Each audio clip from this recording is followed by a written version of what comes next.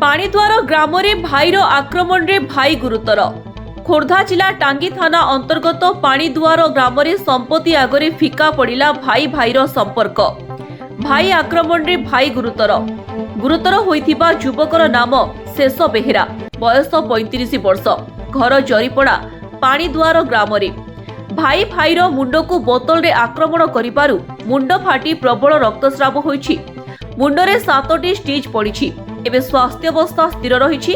तेबे पूर्वरु जमी जमा भाग बंटा को नहीं परिवार मध्यरे लागि रहिथिला गंडगोल। बहुबार भद्र व्यक्तिक आपो समाधान परे मध्य विवाद तुटी पार नथिला।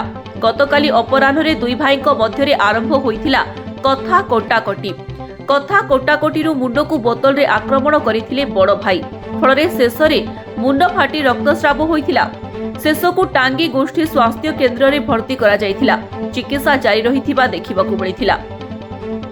खोर्धा चिलिकारु सूर्यकांत साहुंको रिपोर्ट, स्वास्तिक न्यूज।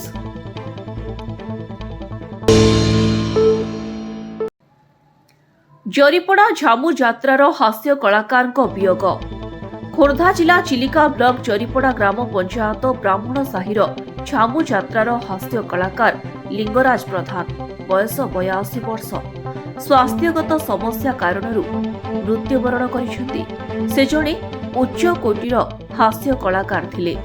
कलारे सदा सर्वदा हस हसरे समाज पाई किछि शिखिबार भल वार्ता मध्य देई आसुथिले।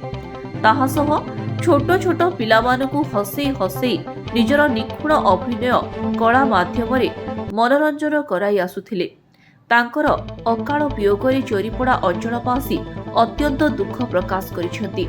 से जीवन काल मध्यरे दीर्घ प्राय 25 वर्ष हेला ग्रामांचल रे बिना आर्थिक सहायतार अभिनय करि आसुथिले।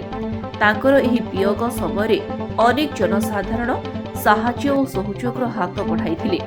स्थानीय श्मशान रे एही कलाकार को शेष कृत्य संपन्न होइछि। खोर्धा चिलिकारु सूर्यकांत साहुंको रिपोर्ट, स्वास्तिक न्यूज।